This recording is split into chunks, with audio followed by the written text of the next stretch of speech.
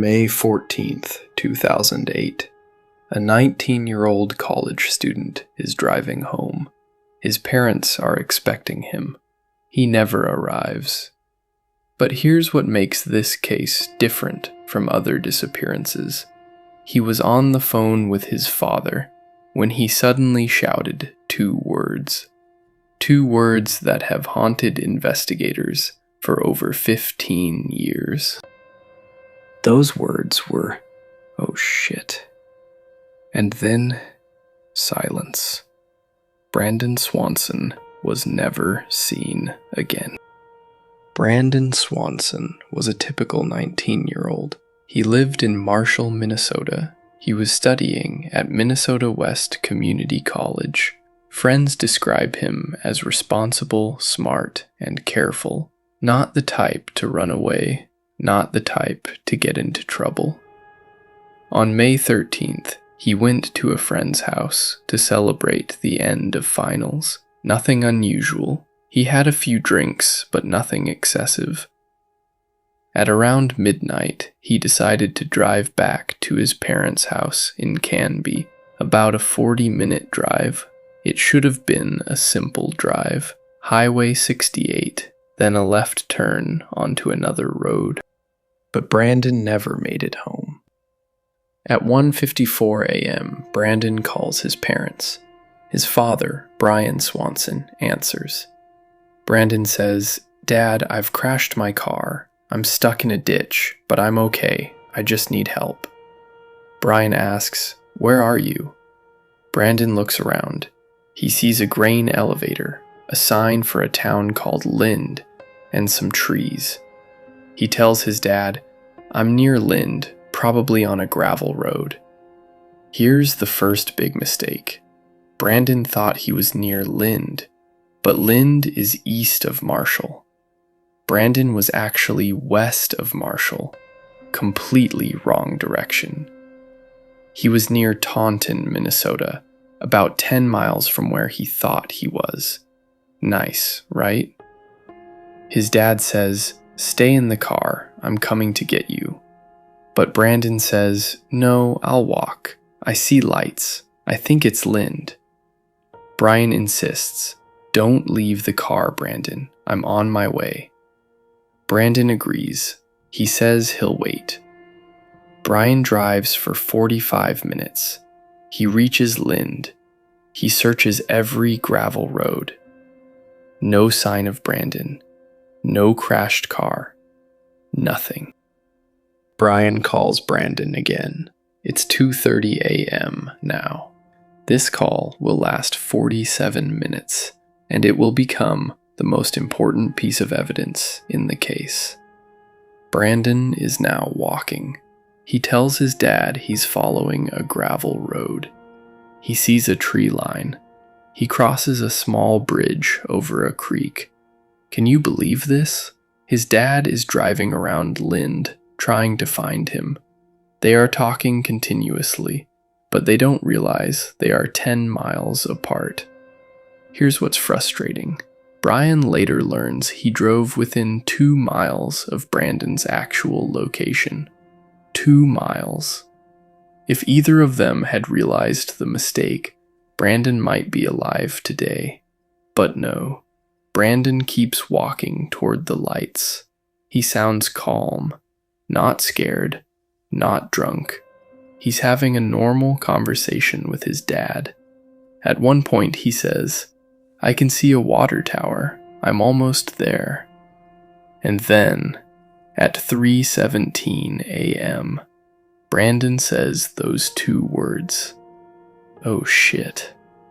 His dad says, "Brandon? Brandon!" Nothing. The call doesn't drop. The line is still open. Brian can hear nothing. No footsteps, no breathing, no struggle, just silence. After a few minutes, Brian hangs up and calls 911. Police start searching at dawn. They find Brandon's car within hours. But here's the thing. The car is not near Lind. It's near Taunton, in a ditch, on a gravel road. The car is a 1999 Oldsmobile Alero. It's drivable, just stuck in the mud.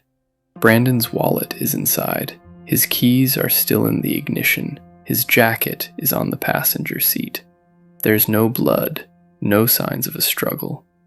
Police track Brandon's path from the car. They find footprints in the mud. The footprints walk away from the car, toward a gravel road, toward the creek. Then the footprints stop. No footprints leading away from that spot. No tire tracks. No drag marks. It's like Brandon vanished into thin air. Search teams cover 10 square miles. They use helicopters, dogs, divers. They drain the creek. They search every barn, every shed, every field. The terrain is flat, open. You can see for miles. If a body was there, they would have found it. They find nothing. No body, no clothing, no personal items. Nothing. Theory 1. Accident. The Yellow Medicine River runs near where Brandon was walking. It's shallow, but fast-moving. Could he have fallen in? Possibly, but divers searched the river twice. Twice. And the creek where the footprint stopped? It was only a few inches deep. Theory 2. Someone picked him up. Brandon was walking toward lights. Maybe a car stopped. Maybe the person inside had bad intentions. But here's the problem. No witnesses, no suspicious vehicles reported. And Brandon was in the middle of nowhere at 3 a.m. Theory 3. Brandon started a new life. He left voluntarily. His friends and family say no chance. He had plans. He had a girlfriend. His bank account hasn't been touched in 16 years. No sightings, no credit card activity. Great escape plan, right? No money, no phone, no identity.